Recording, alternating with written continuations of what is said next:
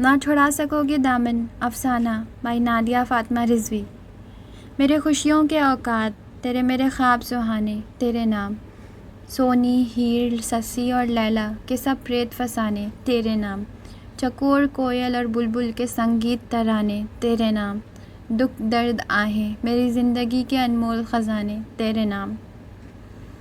کوئی بارات نہ آئے رہے ہم آس لگائے، جوانی روئے روئے ہائے رے ہائے، ہائے حیا کے منہ سے ہائے کی آواز ایک زوردار کراہ کی صورت میں نکلی تھی۔ تائی امنی کی چپل اس کی پسلی کی سکائی جو کر گئی تھی۔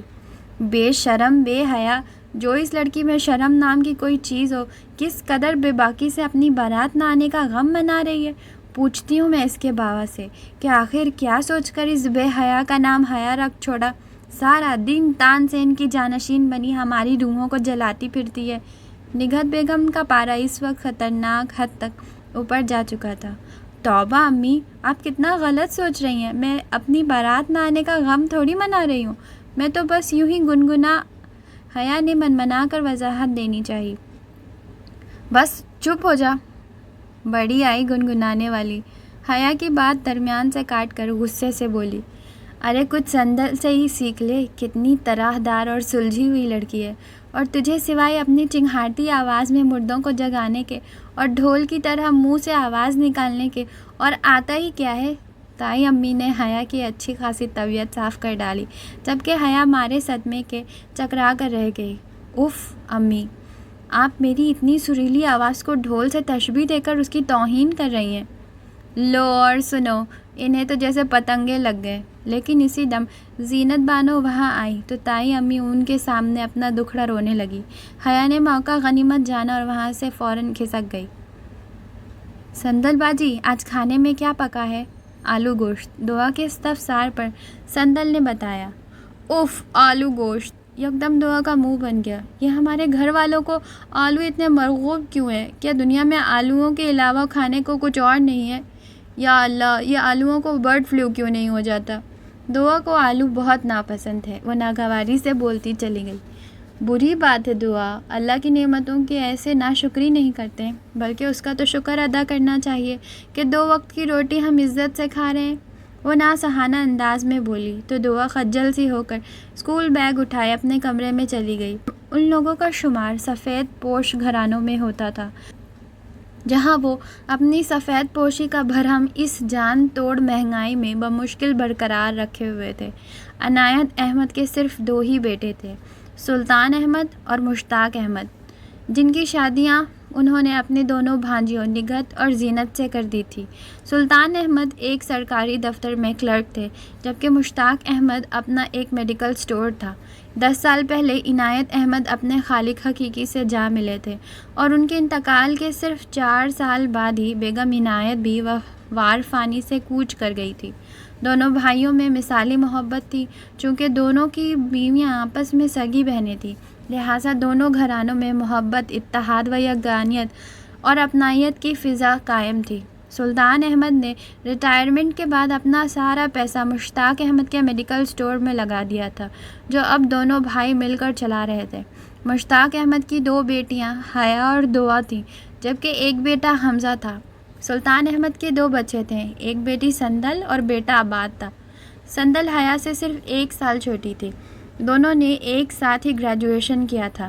تعلیم سے فارغ ہو کر سندل نے ایک قریبی اسکول میں جاب کر لی تھی، جبکہ حیا گھر کے کاموں میں تائی امی اور چچی کا ہاتھ بٹاتی تھی۔ دعا 8ویں کلاس میں تھی اور عباد انٹر میں پڑھتا تھا، جبکہ حمزہ نے کمپیوٹر سائنس میں ماسٹرز کی ڈگری حاصل کرنے کے بعد ایک کمپنی میں جاب کر لی تھی۔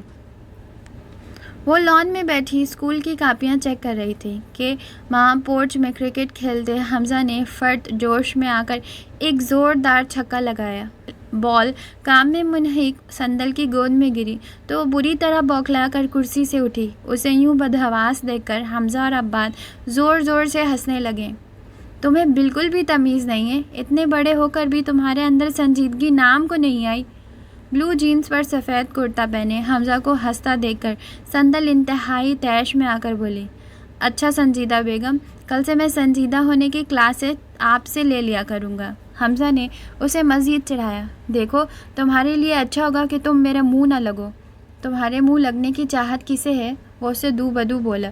اس سے پہلے کہ وہ اسے کوئی اور کرارا سا جواب دیتی، اسی دم اطلاع گھنٹی بجی اور گیٹ سے جو شخصیت برآمد ہوئی اسے دیکھ کر سندل جی بھر کر بدمزہ ہوئی۔ اوہ کشش! حمزہ بیڈ گھاس پر پٹک کر فوراً اس کی پیشوائی کو دوڑا اور کشش صاحبہ انتہائی دھیمے دھیمے قدم اٹھاتی لان کی طرف اس طرح آئی کہ لڑکھڑاتی تو گر کر کہیں ٹوٹ ہی نہیں جاتی، اور سندل کے مقابل براجمان ہو کر بڑی ادا سے بولی، اور سندل تمہارا اسکول کیسا چل رہا ہے؟ کندھوں کو چھوتی بالیوں کو بڑی نزاکت سے گھماتے ہوئے کشش اسے سخت بری لگی، جبکہ حمزہ بجائے کرسی پر بیٹھنے کے وہیں گھاس پر بیٹھا انتہائی متاثر کن نگاہوں سے اس بیوقوف لڑکی کو دیکھ رہا تھا، جس کا نام تو پروین تھا لیکن انڈین ڈراموں کا کچھ زیادہ ہی رنگ اس پر چڑھا ہوا تھا۔ منگل بازار سے کاٹن کے سوٹ خرید کر انہیں اوٹ پٹانگ طریقے سے سلوا کر بالوں کو سستے سے ڈائی سے رنگ کر بڑے بڑے بالے پہن کر وہ حقیقتاً اپنے آپ کو کسی انڈین ڈرامے کی ہیروئن سمجھتی تھی۔ اس پر مستزاد ایک دن حمزہ نے اسے یوں ہی کشش بول دیا تھا تو گویا وہ آسمانوں پر اڑنے لگی تھی۔ سب اس کی احمقانہ حرکتوں سے خوب لطف اندوز ہوتے تھے۔ ارے کشش جی، اسکول کہاں چل رہا ہے؟ وہ تو اپنی جگہ پر ہی کھڑا ہے۔ آباد نے گویا اس کی معلومات میں اضافہ کیا۔ اسی دوران حیا حسب معمول گنگناتی ہوئی باہر آئی تو کشش پر نظر پڑتے ہی کھل اٹھی۔ ہائے پروین، تم اتنے دنوں بعد آئی؟ سچ مجھے تمہاری بہت یاد آ رہی تھی، حیا پرجوش آواز میں بولی۔ حیا، میں نے تم سے کتنی بار کہا ہے کہ مجھے پروین مت کہا کرو، میرا نام کشش ہے، وہ انتہائی ناگواری سے بولی۔ جب سے حمزہ نے اسے ایک بار کشش کہہ کر پکارا تھا تب سے اس نے سب کو یہ باور کروایا تھا کہ اسے صرف کشش کے نام سے ہی پکارا جائے، بلکہ اس نے تو حمزہ سے یہاں تک کہہ دیا تھا کہ وہ اخبار میں تبدیلی نام کا اشتہار بھی دے دے گی۔ اوہ آئی ایم سوری، میں بالکل بھول گئی تھی، حیا ماتھے پر ہاتھ مار کر مصنوعی شرمندگی سے بولی۔ ارے تم کہاں جا رہی ہو؟ سندل کو کاپیاں سمیٹتے دیکھ کر حمزہ جلدی سے بولا۔ میرے پاس تم لوگوں کی فضول باتیں سننے کا ٹائم نہیں ہے، یہ کہہ کر وہ کاپیاں سمیٹ کر اندر چلی گئی۔ اسکول میں سالانہ فنکشنز کی وجہ سے وہ آج گھر میں دیر سے لوٹی تو تائی امی کو خوب گھن گرج کے ساتھ حیا پر برستے دیکھا، جبکہ حیا اپنے مخصوص انداز میں سر جھکائے بظاہر ان کی لن ترانیاں سن رہی تھی۔ کیا ہوا تائی امی، آپ حیا کو کیوں ڈانٹ رہی ہیں؟ سندل نے استفسار کیا۔ ارے بچی کیا بتاؤں تجھے، نہ جانے یہ کس جنم کا بدلہ مجھ سے یوں ذلیل کروا کے لے رہی ہے۔ نگہت بیگم آج کچھ زیادہ ہی تلخ ہو رہی تھی۔ بس آپا، اتنا غصہ مت کیجیے، زینت بانو نے انہیں ٹھنڈا کرانا چاہا۔ آخر ہوا کیا ہے؟ سندل کی سمجھ میں کچھ نہیں آ رہا تھا۔ سندل باجی میں آپ کو بتاتی ہوں، دعا بولی، وہ آج کچھ لوگ باجی کو دیکھنے آئے تو تم چپ رہو، میں بتاتی ہوں، حیا دعا کی بات کاٹتے ہوئے بولی۔ سندل آج کچھ یوں ہوا کہ کچھ خواتین بھاری بھرکم توپیں، میرے مطلب ہیں عورتیں، مجھے دیکھنے آئیں۔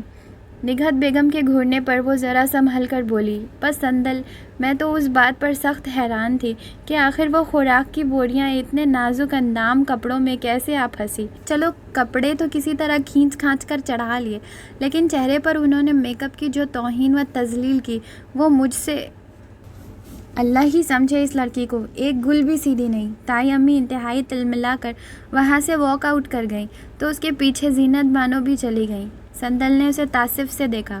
حیا کیوں ستاتی ہو تائی امی کو؟ سندل اسے سرزنش کرتے ہوئے بولی۔ میں کہاں ستاتی ہوں، میں تو صرف سچ بولتی ہوں۔ ان سابقہ مس ورلڈ کو تھوڑا آئینہ دکھا دیا تو امی ناراض ہو گئیں، وہ تھوڑا نادم ہو کر بولی۔ سابقہ مس ورلڈ؟ سندل نے حیا کے اس جملے پر اسے چونک کر دیکھا تو دعا ہنستے ہوئے بولی، وہ دراصل ان خواتین میں سے بقول ایک کے میں 4-5 سال پہلے اتنی نازک و حسین ہوا کرتی تھی کہ لوگ مجھے مس ورلڈ کہا کرتے تھے۔ دعا اسی خاتون کے انداز میں بولی، موصوفہ گوشت کی فیکٹری، دھرتی کا بوجھ، چربی کی بوسیدہ عمارت کچھ سال پہلے مس ورلڈ تھیں؟ حیا انتہائی جلے کٹے انداز میں بولی تو بے ساختہ سندل ہنس پڑی۔ اف حیا، اب ان کے بخیے ادھرنا بند کرو اور بتاؤ آگے کیا ہوا؟ وہ بمشکل ہنسی پر کنٹرول کر کے بولی۔ ہاں تو میں کہہ رہی تھی کہ ان توپوں نے میرے اوپر جو ताबड़ तोड़ गोले बरसाए कि कुछ पल के लिए तो मैं गड़बड़ा सी गई।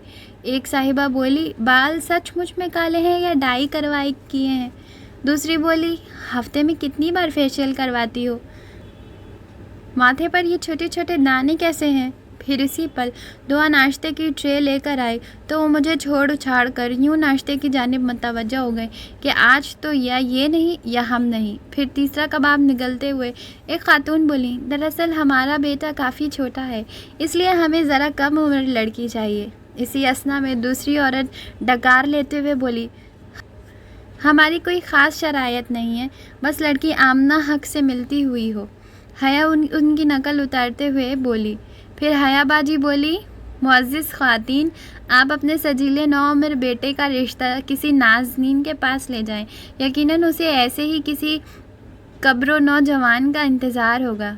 दुआ मज़े से बोली तो संदल हैरान रह गई। हाय हया, तुमने ये सब बोल दिया?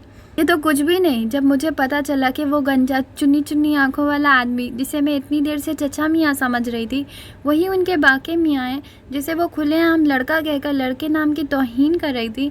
हया की बात पर संदल से अपनी हंसी रोकना मुश्किल हो गई।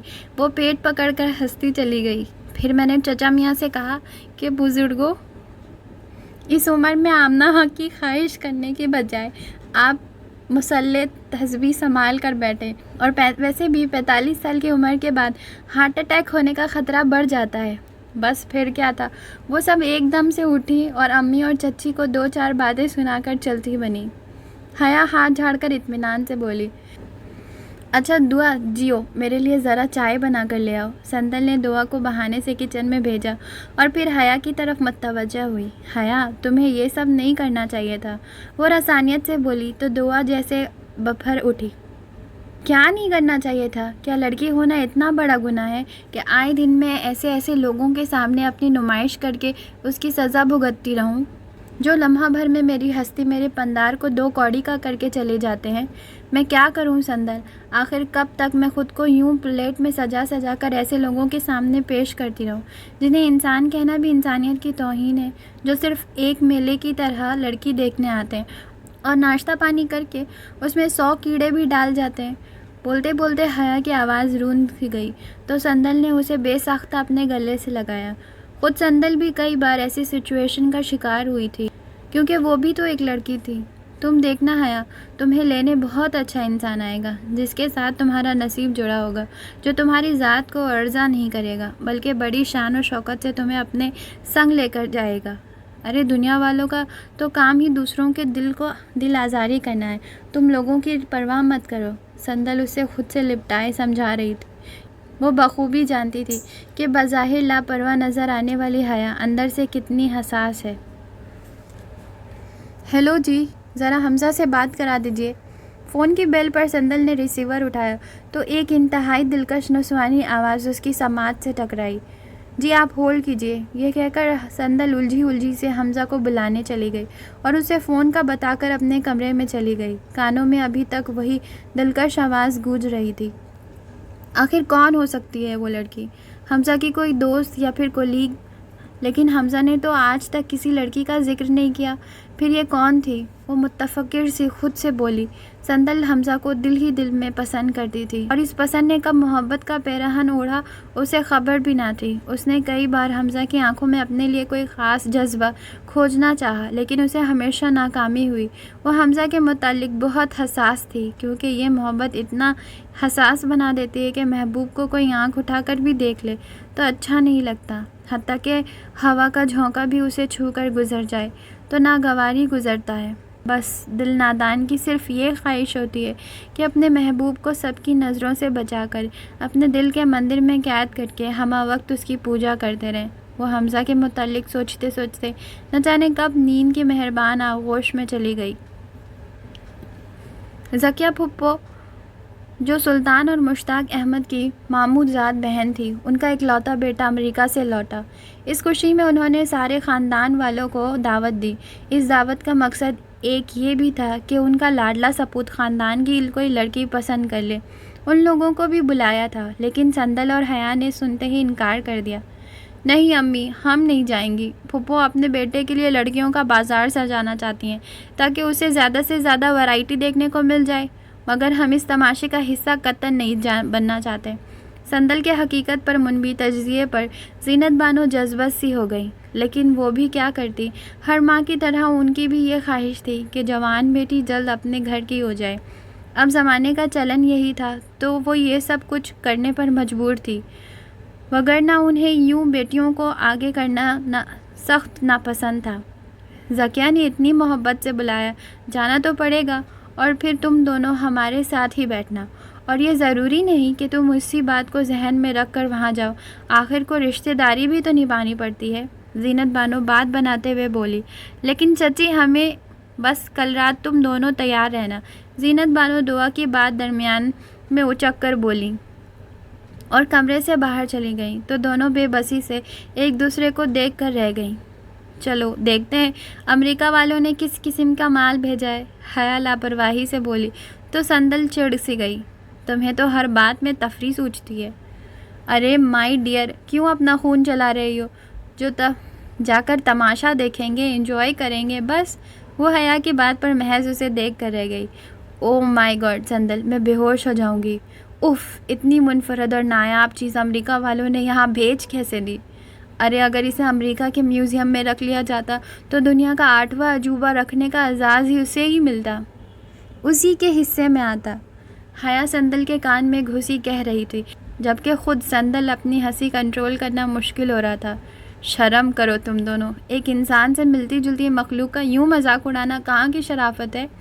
حمزہ نے بظاہر انہیں لتاڑا. میں نے سندل، آپس کی بات ہے، میں نے خود بنا ہڈی کا انسان زندگی میں پہلی بار دیکھا ہے.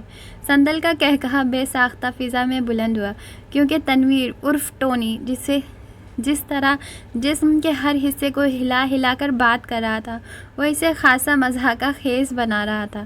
زینت بانو اور نگہت بیگم خاندان کی دیگر خواتین کے ساتھ دوسری طرف بیٹھی ہوئی تھی، جبکہ شیطانوں کا یہ ٹولہ کونے کی میز پر بیٹھا بڑے زور و شور سے تنویر پر تبصرے کر رہا تھا.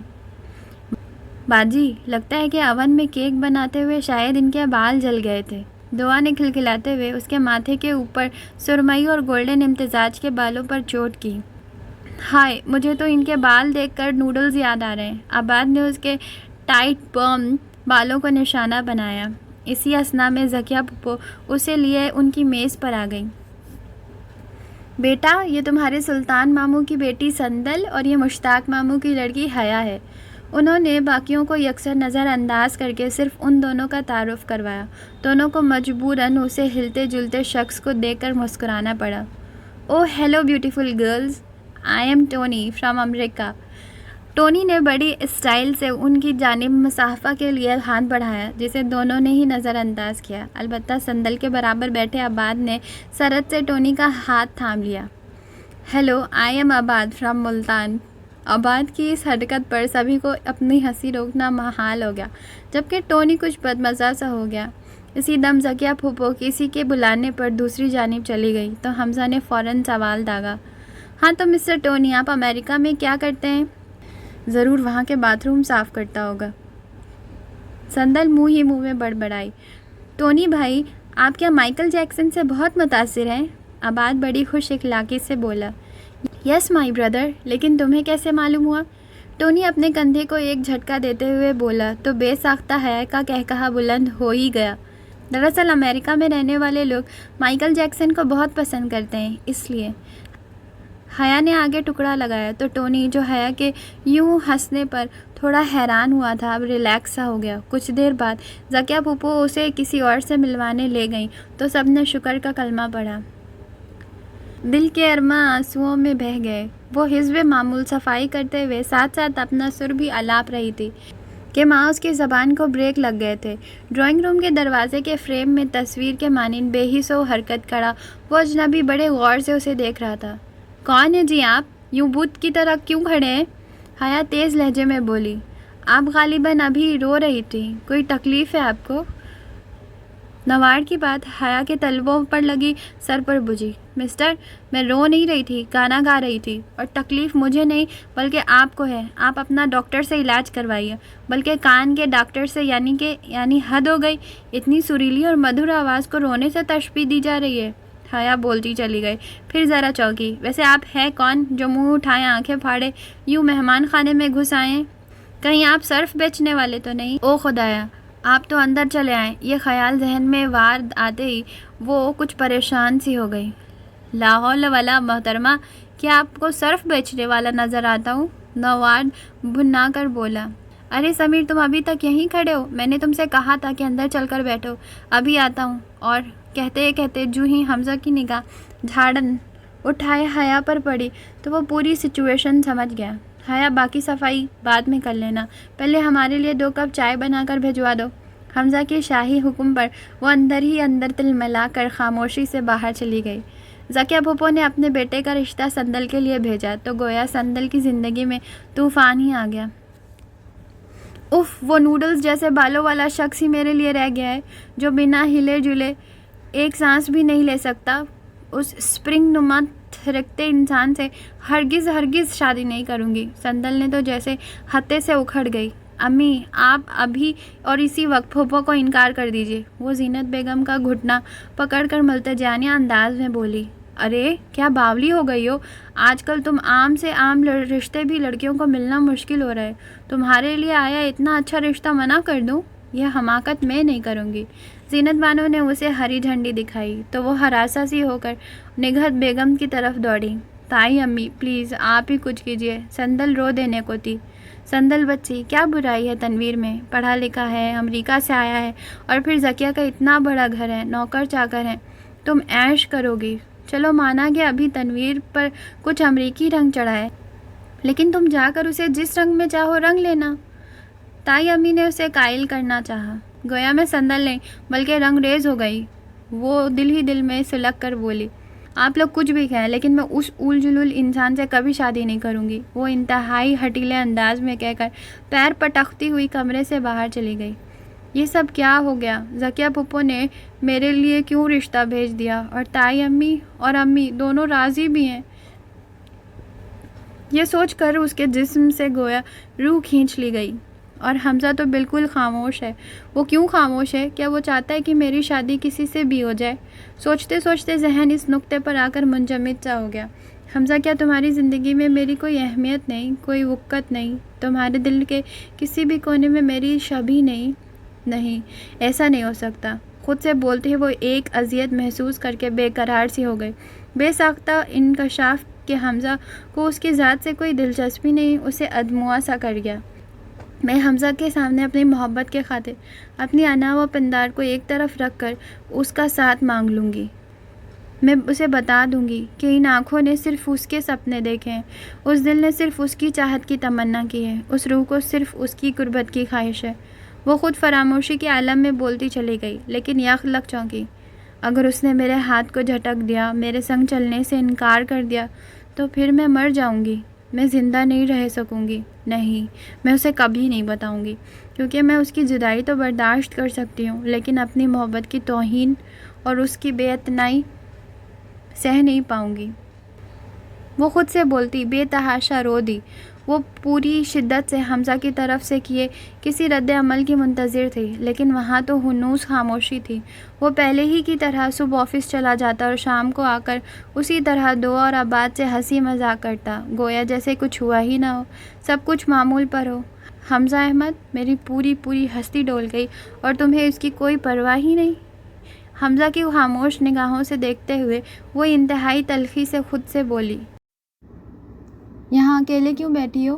ابتدائی رات کی تاریکی میں سندل کو مزاح ملوہ پسماردہ سا لان میں بیٹھا دیکھ کر حیا نے استفسار کیا، لیکن سندل ہنوز خاموش بیٹھی رہی۔ سندل، تم ہاں کر دو۔ حیا کے اس بات پر سندل نے انتہائی تڑپ کر اسے دیکھا تو وہ کچھ شرمندہ سی ہو گئی۔ یہ تم کہہ رہی ہو حیا؟ تم؟ کم از کم مجھے تم سے تو یہ امید نہیں تھی، وہ انتہائی دکھ سے بولی۔ تو حیا آسمان کے سینے پر ڈھلتے دنوں کے اداس چاند کو دیکھ کر مسکرا دی۔ سندل، ہم لڑکیوں کو اپنی پسند و ناپسند کا اختیار دیتا ہی کون ہے؟ اور پھر ایک متوسط گھرانے کی لڑکی کے والدین میں اتنی ہمت کہاں ہوتی ہے کہ وہ تنویر جیسے امیر گھرانے کے لڑکے کو محض بیٹی کے ناپسند کرنے پر منع کر دیں۔ حیا نے اسے حقیقت کا آئینہ دکھایا تو وہ بے بس ہو کر رو دی۔ حیا، کیا یہ تنویر دنیا کا آخری مرد ہے؟ کوئی اور بھی رشتہ تو آ سکتا ہے، وہ قدرے لجاجت سے بولی، لیکن اتنا اچھا رشتہ آنے کا تو گارنٹی نہیں دی جا سکتی۔ حیا سمجھانے والے انداز میں بولی، اس رشتے میں اچھائی کیا ہے؟ وہ تنفر سے بولی، سندل، پیسہ آج کی سب سے بڑی ضرورت ہے۔ تنویر پڑھا لکھا ہے، لاکھوں کی جائیداد کا وارث، اور پھر لڑکے کی صورت و شکل نہیں بلکہ اس کی جاب اور مضبوط فیملی بیک گراؤنڈ دیکھا جاتا ہے، اور یہ دونوں چیزیں تنویر کے پاس ہیں۔ نہیں چاہیے مجھے ایسا پیسہ جس میں سکون اور اطمینان نہ ہو، اور کیا کرنا ہے ایسے مضبوط فیملی بیک گراؤنڈ کا جو ہمیں دل کی سچی خوشیاں نہ دے سکے۔ سندل نے بولتے بولتے سر اٹھایا تو سامنے حمزہ کو کھڑا پایا۔ حمزہ بھائی، آپ ہی اس لڑکی کو کچھ سمجھائیے، حیا جیسے تھک کر بولی، اور وہ اندر چلی گئی۔ حمزہ سندل کے مقابل بیٹھ گیا اور بغور اسے دیکھے گیا جو اسے اس وقت ایک بے قرار روح کی مانند لگ رہی تھی۔ سندل، کیوں اتنا پریشان ہو رہی ہو؟ دیکھو، اکثر لڑکیوں کے ساتھ ایسا ہوتا ہے کہ شروع میں انہیں اپنے لیے آیا رشتہ پسند نہیں آتا، لیکن بعد میں سب کچھ ٹھیک ہو جاتا ہے۔ واہ بھائی حمزہ، بہت خوب بات کہی ہے تم نے، کیا جانتے ہو تم لڑکیوں کی نفسیات کے بارے میں؟ وہ استہزائی انداز میں بولی، بعد میں سب ٹھیک یوں ہو جاتا ہے کیونکہ لڑکیاں اپنی خواہش و آرزوؤں کو سمجھوتے کی قبر میں دفن کر دیتی ہیں۔ سندل کے لہجے میں تلخی ہی تلخی تھی۔ کتنا کٹھور ہے یہ شخص جس کو میرے دل نے اپنا محبوب مانا ہے۔ میرا محبوب خود ہی مجھ سے کسی اور کی صحت سجانے کو کہہ رہا ہے جس سے میں محبت تو کیا پسند تک نہیں کرتی، اور اسی کے ساتھ زندگی گزارنے کو کہہ رہا ہے۔ ٹھیک ہے حمزہ، تمہیں اگر میری زندگی سے جانا ہے تو بے شک جاؤ، لیکن جاتے جاتے صرف اتنا بتا دو کہ تمہارے بنا میں جیوں کیسے تمہارے تصور کو اپنے ذہن کے پردہ سے باہر نکالوں، کیسے اپنے دل پر بنی تمہاری تصویر کو کھرچ ڈالوں، کیسے اپنی روح سے تمہاری خوشبو، تمہاری الفت کو مٹا ڈالوں جو میرے جسم کے روئے روئے میں حلول کر گئی ہے۔ اذیت کا ایک لامحدود سمندر محسوس کر کے وہ دل ہی دل میں سوچے گئی، اور پھر انتہائی خاموشی سے اٹھ کر وہاں سے چلی آئی۔ حمزہ نے اس کے نڈھال و شکستہ قدموں کو بغور جاتے دیکھا اور خود بھی ایک اذیت محسوس کر کے آنکھیں میچ گیا۔ نیند کی پری اپنے پروں پر رات کے اس پہر ڈھیر سارے سپنے سمیٹ کر لاتی ہے اور ہماری خواب دیدہ آنکھوں میں اتار کر چلی جاتی ہے۔ یہ سپنے جو ہمارے شب کی تنہائی کے بہت دلکش ساتھی ہوتے ہیں، جو ہمیں سخیل کے ذریعے اپنے پروں پر بیٹھا کر ہماری من چاہی دنیا میں لے جاتی ہے۔ انہی سپنوں کی بدولت ہماری بے رنگ سی زندگی میں رنگ سے بھر جاتے ہیں، لیکن جب یہ ہم سے جدا ہو جاتے ہیں تو ساتھ ساتھ یہ ہماری آنکھوں کو بھی بنجر و ویران کر جاتے ہیں۔ اور اس رات کوئی سپنوں کی پری اس کی آنکھوں میں نہیں اتری تھی، حتیٰ کہ نیند کی دیوی بھی اس پر مہربان نہیں ہوئی تھی۔ وہ رات اس نے آنکھوں میں کاٹی۔ سمیر کے گھر والے حیا کا ہاتھ مانگنے آئے تھے۔ گھر بھر میں جیسے ایک خوشی کی لہر دوڑ گئی تھی۔ سمیر حمزہ کا کلیگ اور بہت اچھا دوست تھا۔ حیا کے چہرے پر سچی خوشیوں نے رنگ اور ہونٹوں پر شرمیلی مسکراہٹ دیکھ کر سندل نے بے ساختہ اس کی دائمی خوشیوں کی دعا مانگی تھی۔ رمضان المبارک کا چاند نظر آ گیا تھا۔ سبھی خوش اور پرجوش تھے سوائے سندل کے، جس کی ذات کا ساحل بالکل ویران تھا۔ خواہشوں اور خوشیوں کی لہریں جیسے اس ساحل کا راستہ بھول بیٹھی تھی۔ حیا کچن میں سحری کی تیاری کرتے ہوئے حزب عادت گنگنا رہی تھی۔ آج اس کی گنگناہٹ میں ایک ترنگ، ایک خوشی کی کھنکھناہٹ بخوبی محسوس کی جا سکتی تھی۔ حیا باجی، رمضان کے اس مقدس مہینے میں تو اللہ تعالیٰ شیطان کو بند کر دیتا ہے، پھر یہ کون سا شیطان ہے جو آپ کو گنگنانے پر مجبور کر رہا ہے؟ کہیں یہ سمیر بھائی؟ بکو مت، حیا نے سرخ ہو کر ابات کی بات کاٹی، پھر باروآب انداز میں بولی، تم گھر پر کیا کر رہے ہو اور تراویح پڑھنے کیوں نہیں گئے؟ بس جا ہی رہا ہوں۔ اباد نے جلدی سے باہر کی راہ لی تو حیا بے وجہ ہی ہنس دی۔ آج افطار میں حیا اور سندل نے خاصا اہتمام کیا تھا۔ دعا نے لاؤنج میں دسترخوان بچھا دیا تھا۔ تایا ابو اور ابو بھی اسٹور سے آ گئے تھے۔ کیا بات ہے بھائی، آج کل ہماری بیٹی بہت چپ چاپ سی رہنے لگی ہے؟ تایا ابو مشفقانہ انداز میں بولے تو دسترخوان پر کھجور کی پلیٹ رکھتی سندل کی آنکھوں میں بے تحاشا نمی در آئی۔ اس نے یوں ہی سامنے بیٹھے حمزہ کی جانب دیکھا جو اسے ہی دیکھ رہا تھا۔ سندل نے سرحد سے نگاہیں پھیر لی۔ نہیں تایا ابو، ایسی تو کوئی بات نہیں ہے، وہ آہستگی سے بولی۔ اسی دم سائرن کی آواز سنائی دی تو سب افطار کی طرف متوجہ ہو گئے۔ سندل، اس گھونچوں سے جان چھڑانے کا بس ایک ہی راستہ ہے۔ افطار کرنے کے بعد وہ کچھ دیر آرام کرنے کی غرض سے لیٹی تو حیا کچھ سوچتے ہوئے بولی، کون سا راستہ؟ سندل بیزاری سے بولی، تم بھائی سے شادی کر لو۔ حیا بظاہر لاپرواہی سی بولی، لیکن سندل تو اسپرنگ کی مانند اچھل پڑی۔ یہ بات تم سے کس نے کہی؟ والآن واحد میں خوش گما سا ہوا، لیکن اگلے ہی پل ساری خوش گمانی بھاپ بن کر اڑ گئی۔ میں خود کہہ رہی ہوں۔ حیا کے جواب پر اس کا وجود جیسے کھنڈر سا ہونے لگا، لیکن دوسرے پل اشتعال کی ایک تیز لہر اود کر آئی۔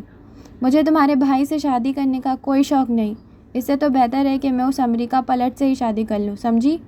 سندل نے نہ جانے کس بات کا غصہ حیا پر اتارا اور کروٹ بدل کر لیٹ گئی۔ حیا اس کی پشت کو معنی خیز نگاہوں سے دیکھ کر مسکرا دی۔ بھائی، مجھے آپ سے ایک بات کرنی ہے۔ حیا حمزہ کو اپنے بستر پر نیم دراز کسی گہری سوچ میں غلطہ دیکھ کر بولی تو وہ یک لخت چونک کر سیدھا ہوا۔ ہاں بولو، کیا بات ہے؟ اضطراب و الجھن کی پرچھائیاں حمزہ کی آنکھوں سے صاف عیاں تھیں، جسے دیکھ کر حیا مسکرائے بنا نہ رہ سکی۔ میں آپ دونوں کو اتنا بزدل نہیں سمجھتی تھی، وہ قدرے تعصب سے بولی۔ کیا مطلب؟ حمزہ بھویں اچکا کر بولا، اور پھر جو کچھ حیا نے اسے بتایا اسے سن کر حمزہ کی روح میں جیسے ٹھنڈک سی اترتی چلی گئی۔ اس نے بے ساختہ ایک گہری سانس فضا میں خارج کی، ذہن یکدم ہر طرح کی سوچ و الجھن سے پاک ہو گیا تھا۔ واقعی ہم دونوں بہت بزدل ہیں اور کچھ احمق ہیں، حمزہ بادل کی مانند ہلکا پھلکا ہو کر انتہائی سرشاری سے بولا۔ پھر کچھ سوچ کر حیا کو چند ہدایات دی۔ لیکن بھائی، ارے صرف چند دنوں کی تو بات ہے۔ حیا نے کچھ کہنا چاہا، لیکن حمزہ نے اسے راضی کر ہی لیا۔ وہ کسی کام سے تائی امی کے کمرے میں آئی تو حمزہ کا نام سن کر قدم خود بخود باہر ہی رک گئے۔ حمزہ کے باس کا آج پھر اسٹور پر فون آیا تھا، وہ جلد ہی جواب مانگ رہے ہیں۔ تایا کی اس بات پر وہ بری طرح چونکی۔ حمزہ بتا رہا ہے کہ مہرین اچھی لڑکی ہے، اگر حمزہ راضی ہے تو ہم رشتہ لے جاتے ہیں۔ تائی امی کی آواز پر اسے بہت زوردار جھٹکا لگا۔ لیکن بیگم، وہ امیر گھرانے کی لڑکی ہے، ہم جیسے متوسط طبقے کے لوگ کے ساتھ ایڈجسٹ کیسے کرے گی؟ اور پھر یہ بھی تو ہو سکتا ہے کہ وہ حمزہ کو اپنا گھر داماد بنا لے۔ تایا متفکرانہ انداز میں بولے، میں نے حمزہ سے مہرین کی بابت پوچھا تھا، لیکن فی الحال اس نے کوئی جواب نہیں دیا، ہو سکتا ہے وہ بھی راضی ہو۔ تائی امی کا یہ جملہ ایک سنسناتے تیر کی مانند اس کا جگر چھلنی کر گیا۔ تو کیا حمزہ مہرین سے شادی کرنا چاہتا ہے؟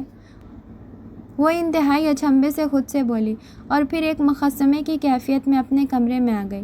اسی سمے اس کے اندر باہر جامد سناٹا تھا، کوئی آواز، کوئی شور آس پاس نہیں تھا، سماعتیں جیسے گہری نیند میں چلی گئی تھی، اور ذہن کوئی دیوار کی مانند بالکل سپاٹ تھا۔ وہ بے دم سی ہو کر بستر پر گر گئی۔ رمضان کا پہلا عشرہ انتہائی سرحد سے گزر گیا۔ سمیر کے گھر والے عید کے دن حیا کو انگوٹھی پہنانے آ رہے تھے، اور سندل کی منگنی بھی عید کے ہی دن ٹھہر گئی تھی، لہٰذا دونوں کی منگنیوں کی تیاریاں زور و شور سے ہو رہی تھیں۔ سندل نے بالکل چپ سادھ لی تھی اور اپنے ارد گرد کی سرگرمیوں سے قطعاً انجان، بس اپنے اندر کے سناٹے میں منہ چھپائے بیٹھی تھی۔ افطار کے بعد جب حمزہ وغیرہ شاپنگ کرنے چلے گئے تو وہ لاؤنج میں چلی آئی۔ اسی دم فون کی بیل بجی تھی۔ اس نے انتہائی کوفت کے عالم میں فون اٹھایا، لیکن اگلے پل اس کی تمام حسیات بیدار ہو گئی۔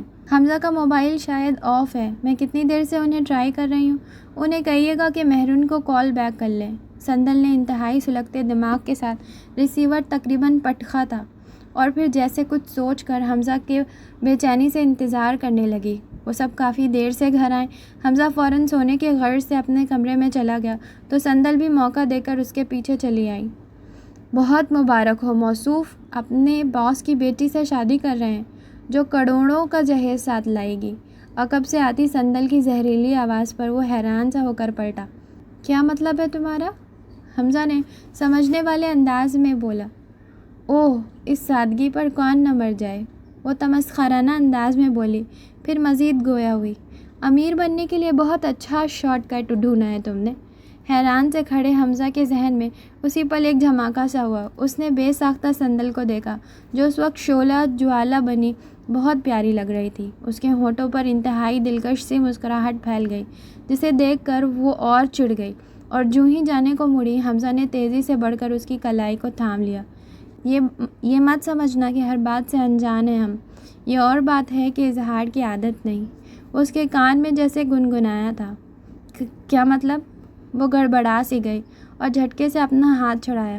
مطلب یہ کہ تمہیں اتنی جلن کیوں ہو رہی ہے؟ وہ اپنی سابقہ ٹون میں بولا۔ مجھے جلن کیوں ہونے لگی؟ بس اس بات پر اعتراض ہے کہ تمہیں اپنی ہی جیسی کسی لڑکی سے شادی کرنی چاہیے تھی۔ وہ بات سنبھل کر بولی۔ اپنے جیسی لڑکی بھی تو ایک امیر لڑکے سے شادی کر رہی ہے۔ ہاں؟ حمزہ کی بات پر اس نے انتہائی حونقوں کی طرح اسے دیکھا، پھر بری طرح چڑ کر بولی، تم بھاڑ میں جاؤ، مجھے کوئی فرق نہیں پڑتا، اور انتہائی غصے میں کمرے سے چلی گئی، جبکہ حمزہ کتنی ہی دیر ایک مسحور کن کیفیت میں کھڑا رہا۔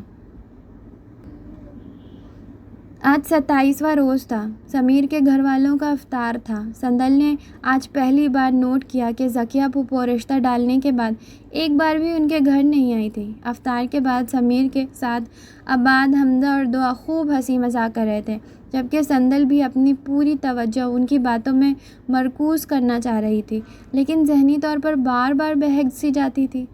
یار مہرین آج شاپنگ پر جانے کو کہہ رہی ہے، لیکن میں نے کہہ دیا ہے آج کی رات تو جاگنے کی ہے، ہم چاند رات کو شاپنگ کرنے جائیں گے۔ حمزہ سندل کو کن اکھیوں سے دیکھتے سمیر سے بولا، جس کے چہرے پر بیک وقت کئی رنگ آ کر گزرے۔ وہ سب کیا باتیں کر رہے تھے، اسے کچھ سنائی نہیں دے رہا تھا۔ ذہن مہرین کے نام پر جیسے اٹک سا گیا تھا۔ چونکی تو اس وقت جب حمزہ تقریباً اسے جھنجھوڑتے ہوئے چائے بنانے کا فرمائش کر رہا تھا۔ وہ خاموشی سے وہاں سے اٹھ کر آ گئی۔ رات عبادت کرنے کے بعد اس نے اللہ تعالیٰ سے اپنے چین و سکون اور اطمینان کے لیے رو رو کر دعائیں مانگی تھی، جو نہ جانے کہاں کھو گیا تھا۔ عید کا چاند نظر آ گیا تھا۔ ہر طرف مخصوص گہما گہمی تھی۔ تائی امی اور امی شیر خورمے کی تیاریاں کر رہی تھی، جبکہ حیا نے نہ جانے کن کاموں میں الجھی ہوئی تھی۔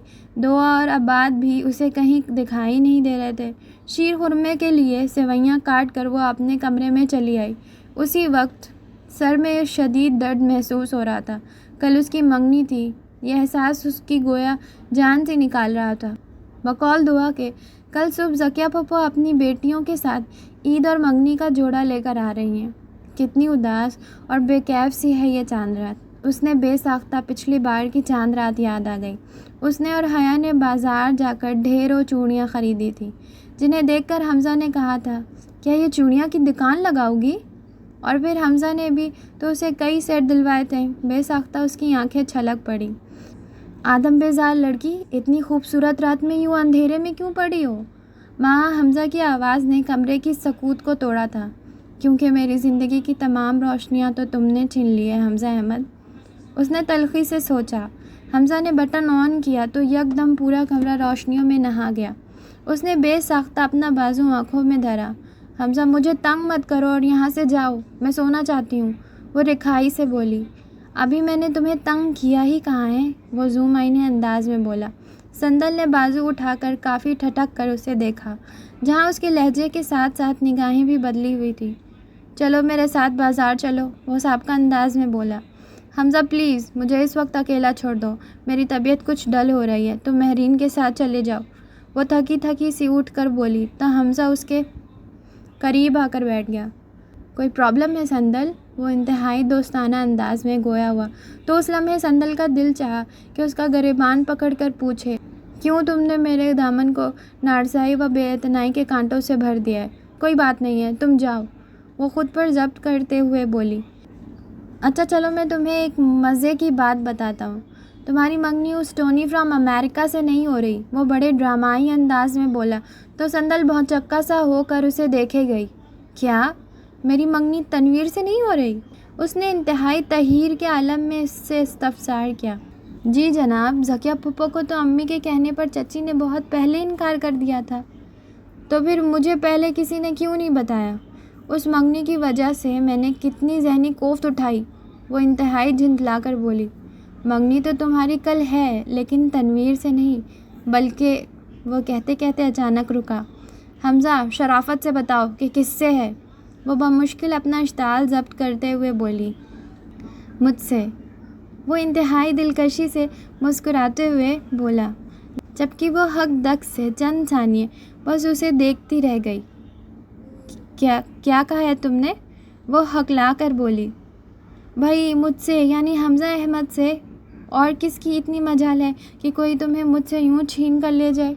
میں تو بس یہ سوچ کر خاموش تھا کہ تنویر مجھ سے زیادہ ویل سیٹ ہے، ہو سکتا ہے کہ تمہیں اور چچی کو۔ لیکن اگلے ہی پل اس کی زبان کو بریک لگ گئے۔ سندل نے بے تحاشا ہو کر رونا شروع کر دیا۔ تو تم مجھے اتنے دنوں سے بیوقوف بنا رہے تھے، مجھے پریشان دیکھ کر کے خوب لطف اٹھا رہے تھے۔ آئی ہیٹ یو حمزہ، تمہیں کبھی معاف نہیں کروں گی، وہ روتے ہوئے بولی۔ تو حمزہ کے تو گویا ہاتھ پاؤں ہی پھول گئے۔ But I love you Sandal, میں تمہیں صرف سرپرائز دینا… بھاڑ میں جاؤ تم اور تمہارا سرپرائز، وہ چلا کر بولی۔ پھر کچھ نہ سوجھا تو تکیہ اٹھا کر اس پر برساتی چلی گئی۔ میں تمہیں جان سے مار دوں گی۔ شور کی آواز سن کر سبھی سندل کے کمرے میں دوڑے چلے آئے تو اندر کا منظر دیکھ کر تائی امی پریشان سی ہو گئی۔ ارے بچی، کیا ہوا؟ کیوں اسے مار رہی ہو؟ تائی امی اس کے پاس آ کر بولی تو تکیہ حمزہ پر ہی پٹک کر وہ ان کے گلے لگ کر ایک بار پھر رو پڑی۔ ان سب نے مل کر مجھے بیوقوف بنایا، مجھے اتنی اذیت میں رکھا۔ دیکھا، میں کہہ رہی تھی کہ بچی کو سب کچھ بتا دو، لیکن تم لوگوں کا وہ منہ کیا؟ وہ ذہن پر زور ڈالتے ہوئے کچھ یاد کرنے لگی۔ سرپرائز امی، حیا کی آواز ابھری، جبکہ سندل سر کندھے سے نکال کر انتہائی شکوہ کنہ نگاہوں سے تائی امی اور اپنی امی کو دیکھ رہی تھی۔ حمزہ، یہ سب کارستانی تمہاری ہے، اب تم ہی میری بچی کو مناؤ، ورنہ یہ بات اگر تمہارے بابا تک پہنچ گئی تو سمجھو منگنی کینسل۔ تائی امی حمزہ کو ڈانٹتے ہوئے بولی۔ بچی، یہ ان شیطانوں نے ہمارے منہ بند کروا دیے تھے، چلو اب تم بھی غصہ تھوک دو، وہ اسے چمکارتے ہوئے بولی، اور پھر سب کمرے سے باہر چلے گئے سوائے حمزہ کے۔ تم بھی میرے کمرے سے دفع ہو جاؤ، وہ اسے خون آشام نگاہوں سے دیکھتے ہوئے بولی۔ سندل، کیوں منگنی کینسل کروانے پر تلی ہو؟ پلیز اپنی ناراضگی ختم کر لو، وہ لجاجت آمیز انداز میں بولا۔ تم نے اب بھی منہ سے کیوں پھوٹا؟ اب بھی نہ بتاتے، وہ تپ کر بولی۔ میں تو عین منگنی کے وقت تمہیں سرپرائز دینا چاہتا تھا، لیکن تمہاری حالت ظاہر دیکھ کر مجھ سے رہا نہ گیا۔ وہ حمزہ کی بات پر تھوڑی خفیف سی ہو گئی، لیکن اگلے ہی پل تن کر بولی، میں بھی عین منگنی کے وقت انگوٹھی پہننے سے ہی انکار کر دیتی۔ اچھا، وہ مسکرایا، پھر اس کے تھوڑا قریب آ کر سرگوشیانہ انداز میں بولا، یہ تو ہم بھی جانتے ہیں، ہم سے یوں نہ چھڑا سکو گے دامن، کیونکہ نہ صرف ہم تمہاری آرزو رکھتے ہیں، بلکہ کچھ تم بھی ہماری الفت رکھتی ہو۔ وہ بری طرح جھیپ گئی۔ تمہیں یہ خوش فہمی کیسے لاحق ہو گئی؟ وہ اپنے آپ کو سنبھال کر بمشکل بولی۔ حیا دی گریٹ، جس نے مجھے تمہارے دل کی حکایت بتا کر مجھے فیصلہ کرنے کی قوت دی، وگرنہ اپنے ٹھکرائے جانے کا خوف مجھے کوئی فیصلہ نہیں کرنے دے رہا تھا۔ یہی کہ اب لیلا بی بی بنی چپکے بھائی کی محبت میں نیر بہا رہی تھی۔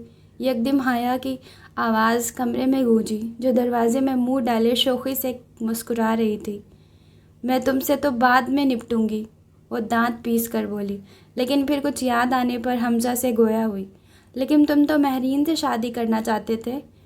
یہ تم سے کس نے کہہ دیا؟ میں مہرین سے نہیں بلکہ مہرین مجھ سے شادی کرنا چاہتی تھی۔ میں تو صرف تم سے شادی کرنا چاہتا ہوں۔ Light and dark pink colour کے کنٹراسٹ سوٹ میں سندل کو نگاہوں میں جذب کرتے ہوئے وہ ترنگ سے بولا۔ لیکن مجھے تو تم سے شادی نہیں کرنی، وہ اٹھلا کر بولی، سر سے جیسے ساتوں پہاڑ سرک گئے تھے۔ حیا، مارکیٹ چلو، مجھے ڈھیر ساری چوڑیاں لینی ہیں، وہ حیا کو مخاطب کرتے ہوئے چہک کر بولی۔